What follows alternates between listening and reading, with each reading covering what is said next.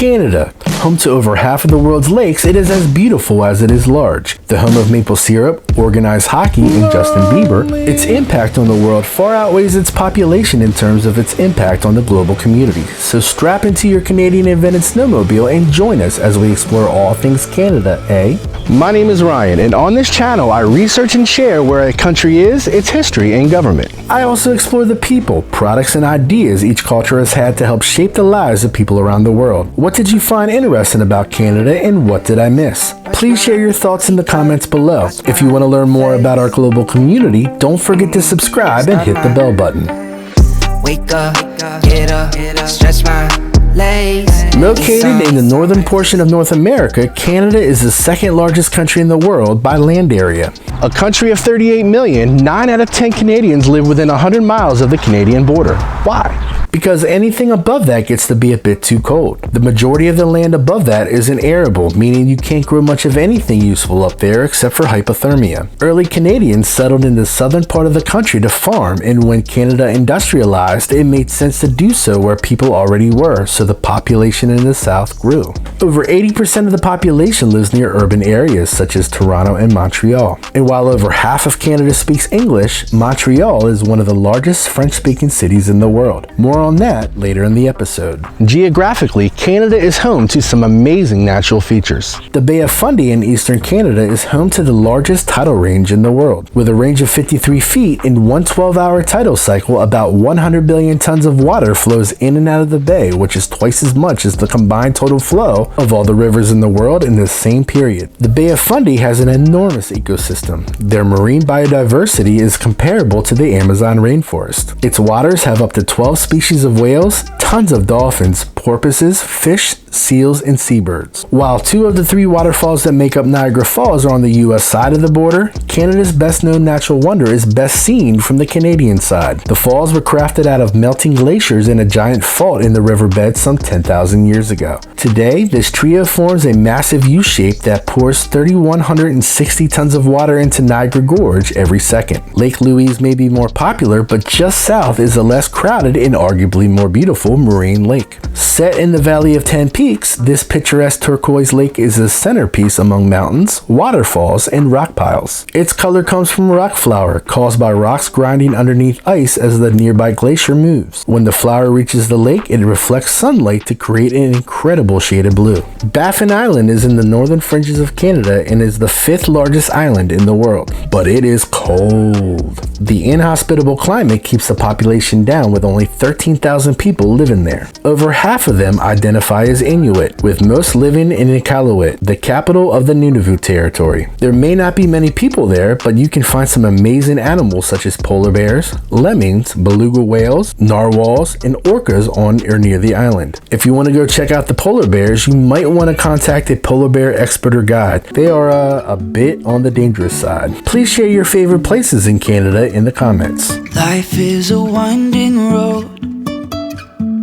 No telling where many of the world's inventions come from Canada, too many to mention in one single video. This country of 38 million people has done way more than its share when it comes to innovation. Marcellus Gilmore Edson of Montreal developed the idea of peanut butter in 1884 as food for people who could hardly chew solid food, a common problem in those days. Thank God for dentists. Edson's cooled product had a consistency like that of butter, hence the name peanut butter. He mixed sugar into the paste to harden its consistency, and the rest is delicious history. Canada has also left a massive mark in sports. Lacrosse is the oldest organized sports in North America. With its roots in tribal Native American culture, traditional lacrosse games were often major events that could last several days. As many as 100 to 1,000 men from opposing villages or tribes would participate. Lacrosse served a number of purposes. Some games were played to settle intertribal problems. It was also played to toughen up the young warriors for combat, recreation as part of festivals, betting, and for religious reasons. While stick and ball games have been played around the world for thousands of years and field hockey was being played in England, the contemporary sport of ice hockey was developed in Montreal, where the first indoor hockey game was played on March 3rd, 1875. Some aspects of that first game, such as the length of the ice rink and the use of a puck, have been kept to this day. Ice hockey is the official national winter sport of Canada. Though you may not realize it, basketball was invented by James Naismith, a Canadian professor of phys ed at what is now Springfield College in Springfield, Massachusetts. Massachusetts. In an effort to keep his gym class active on a rainy day, Naismith wrote the basic rules and nailed a peach basket onto an elevated track. But the rules and equipment have changed over the past 130 years. For example, I don't think a peach basket could endure this! Canadian inventor Donald Haynes is often credited with the invention of the walkie-talkie, as he was the first to create a portable radio signaling system for his employer CMNS in 1937. It has been used by the military and other people who just want to keep in touch. The modern alkaline dry battery and the BlackBerry are both Canadian inventions, as are the AM radio and sonar, both developed by Canadian engineer Reginald Fessenden.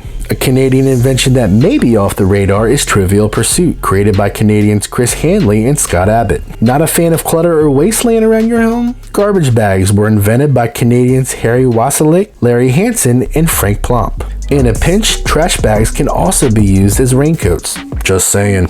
What are some other Canadian inventions? Just let me know in the comments. One day we hit, one day we gone. One day we living and then the next day we don't. I get so stuck. We've all heard the stories of Christopher Columbus and how he sailed the ocean blue in 1492 and discovered America. There are a few problems with this story, however. First, there were already people living in Columbus's discovered land, Native Americans who had discovered it thousands of years before. And second, he was not even the first European to land in the Americas. The first were the Vikings, led by Leif Erikson, who established a territory named Vinland in the areas of Newfoundland and New Brunswick. One of the settlements, Lansom Meadows, was found in 1960, which proved the accuracy of the Vinland sagas, stories told by the Vikings about their journeys to North America.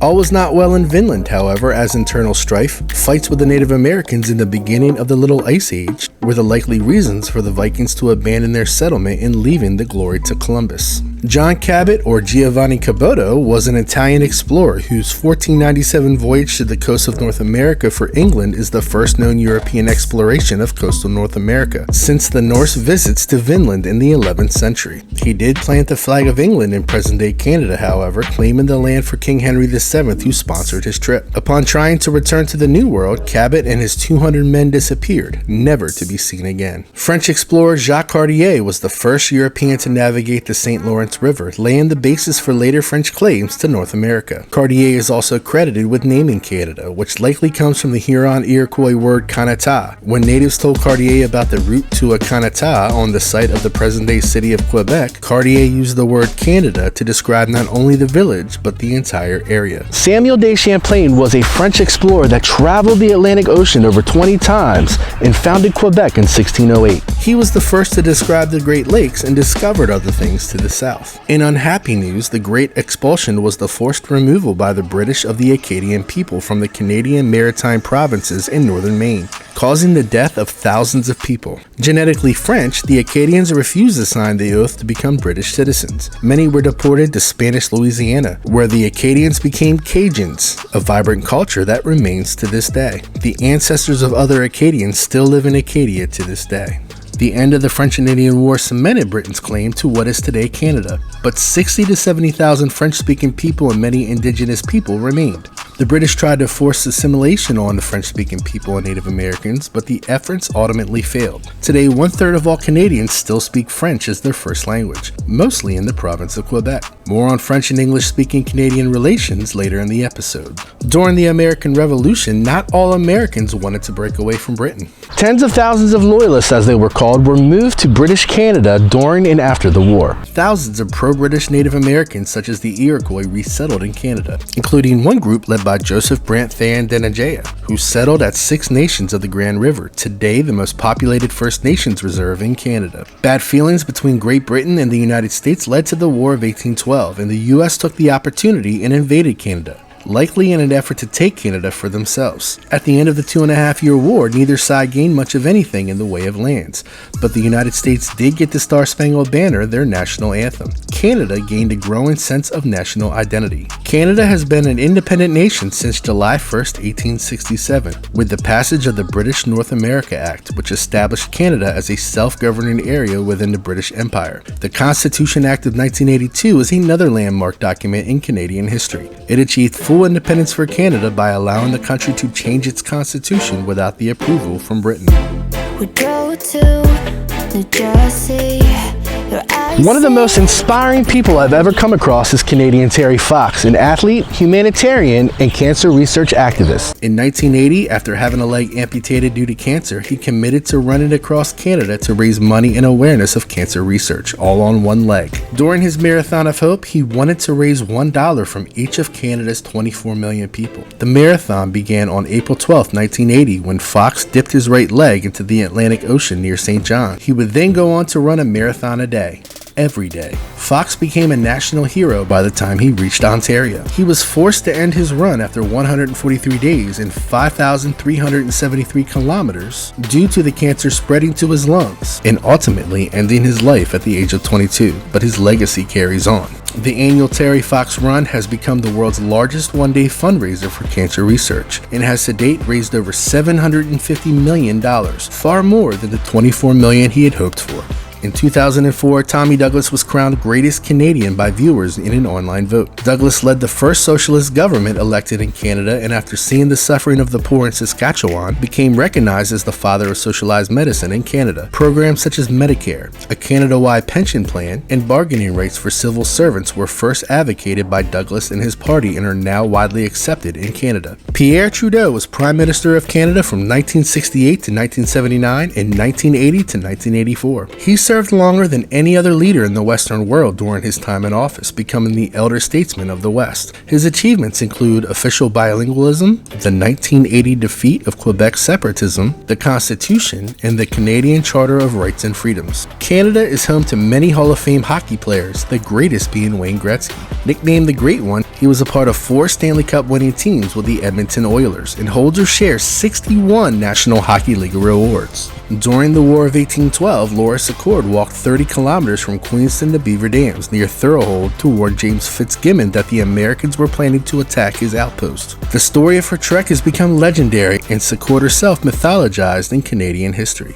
Louis Riel was a Metis leader and founder of Manitoba. He was also a central figure in the Red River and Northwest resistances. Riel sought to preserve Metis rights and culture as their homelands were progressively encroached due to Canada's push towards settlement of the West. Riel was imprisoned in Regina, where he was convicted at trial of high treason and executed. In contemporary times, Canadians have been extremely successful in popular culture. Musical artists such as Shania Twain, Neil Young, Stompin' Tom Connors, and Celine Dion are giants of their genres. Canadians also have a ton of successful comedians. Funny people such as Dan Aykroyd, John Candy, Jim Carrey, Mike Myers, and Seth Rogen have stood out as among the best comedians of recent times. There's no way I could have included every notable Canadian and certainly would have loved to have profiled more. Who do you think should have been included? Please let me know in the comments.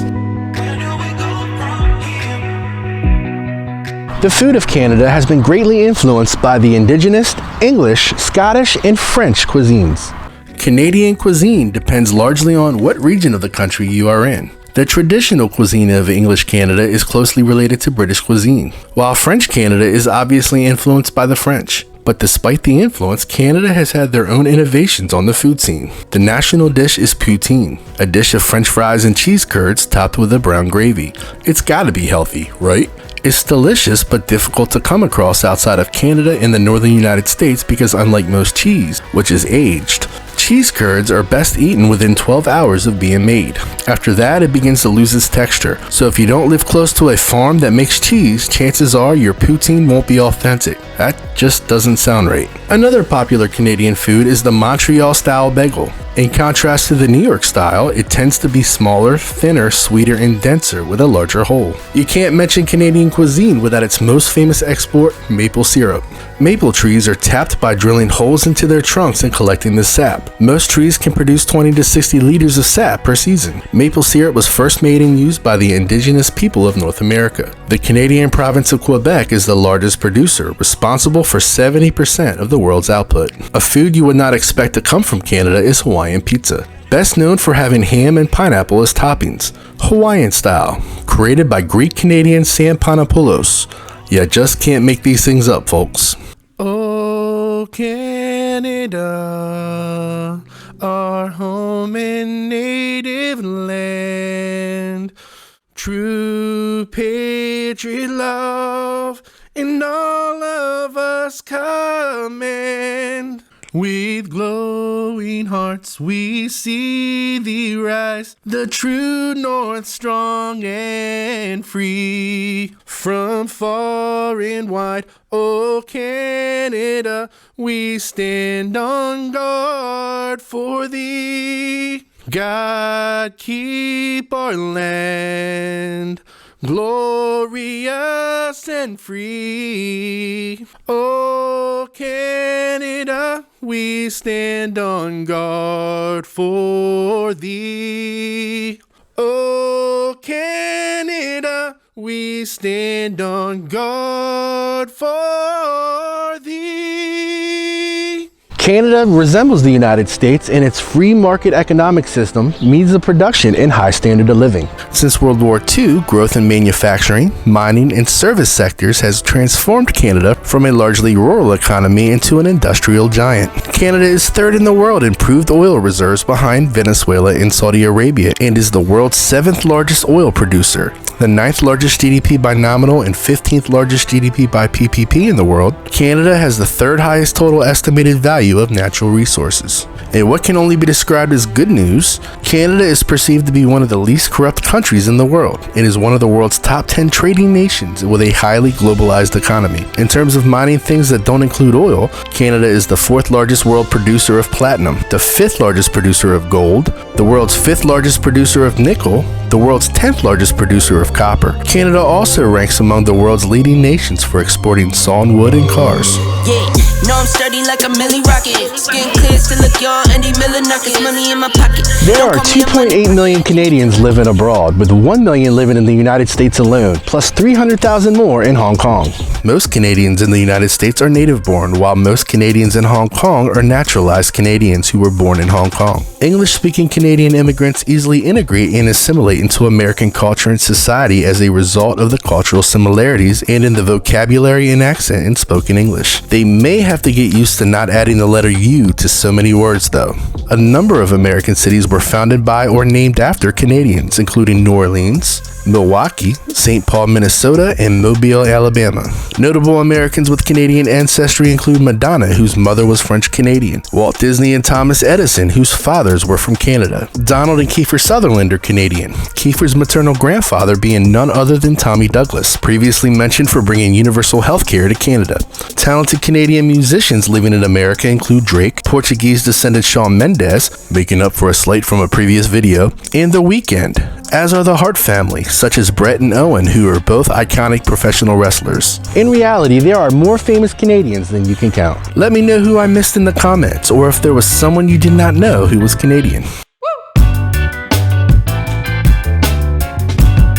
Quebec's political future and its place within Canada has been debated many times since the country's founding in 1867. The Quebec independence movement was born out of the fear that inroads made by English-speaking Canada would eventually make them lose their language and unique culture, not to mention their Catholic religion. The movement gained ground in the 1960s and a referendum was voted on in Quebec in 1980, with the choice for independence getting struck down by a 60% to 40% vote. A new referendum in 1995 proved to be much closer, narrowly remaining a part of Canada with a 50.58% of the vote. It's unknown what will ultimately happen regarding Quebec. Will they stay or will they go? The Metis people of Canada are communities who trace their ancestry to First Nations and European settlers, especially the French. Metis people are recognized as one of Canada's Aboriginal peoples under the Constitution Act of 1982, along with the First Nations and Inuit people. Historically, the Metis were children of French fur traders and Indigenous women of Western and Central Canada, but others, especially in the east of Canada, have begun to identify as Métis, which has stirred controversy. The number of Canadians who have self-identified as Métis has jumped over 140% in recent years, many believe due to the hunting rights afforded the Indigenous people of Canada since 2003.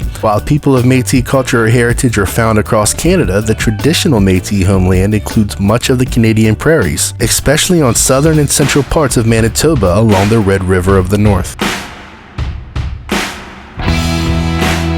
And finally, there have been 3 Olympic Games held in Canada. The first was the 1976 Summer Olympics in Montreal. The Games were marred by a boycott of 29 nations, mostly African countries, after the IOC refused to ban New Zealand after their rugby team, the All Blacks, toured South Africa earlier in the year, despite the UN's calls for a sporting embargo to South Africa due to their practice of apartheid. Notable events from 1976 include 14-year-old Romanian gymnast Nadia Comaneci scoring the first perfect 10 on her way to winning 3 gold medals. Bruce, now Caitlyn Jenner, winning the decathlon, setting a world record for points. And heavyweight boxer Clarence Hill winning a bronze medal for Bermuda, making Bermuda the smallest nation in terms of population to win an Olympic medal at the Summer Olympics. The second was the 1988 Calgary Winter Olympics. These games might be remembered most internationally for its heroic failure.